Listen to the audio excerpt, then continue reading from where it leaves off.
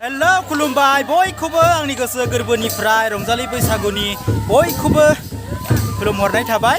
स' दायो आङो गामियावनो एसे आंनि गामिनि लाइमोनफोरजों आङो एसे बैसागुखौ रंजाबाय लोगोफोर। स' दा बयहाबो आसा खालामो आं बयखौबो रंजागासिनो दङ होननानै। स' आंबो दा एसे रंजागासिनो दङ आरोना। दा नोंथांमोना एसे नायलांबाय थादो। स' नोंथांमोनाबो एसे इन्जय खालामबाय जानो हागौ।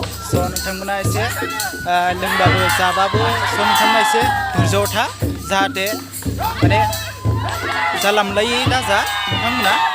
स' आं दा एसे मोसानायखौ दिन्थिनो नागिरबाय। सल' बिदिब्ला आं दा दिन्थिबाय लोगोफोर।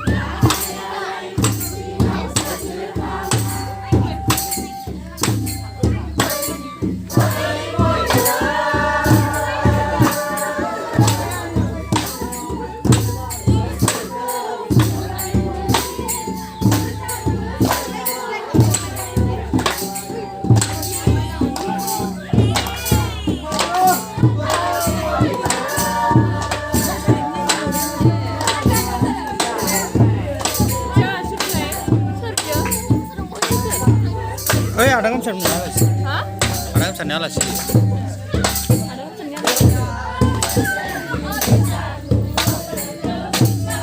So dear friends, बेनो आरोना बोसोराव खनसेल' रंजानाय बोथोर।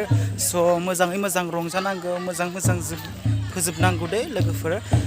स' आंबो दा एसे रंजागासिनो दङ लोगोफोर। आं एसे आंनि गामिनि लाइमोन सेंग्रासा सिख्लासाफोरजोंनो आङो एसे रंजाबाय मोसाबाय। स' लोगोफोर गोदान बोसोरनि बयखौबो आंनि गोसो गोरबोनिफ्राय हामलायथि बावहरनाय जाबाय। स' नोंथांमोन गोदान बोसोराव गाज्रि मोनलायनांगौनि खुनु गोनांथि गैया लोगोफोर।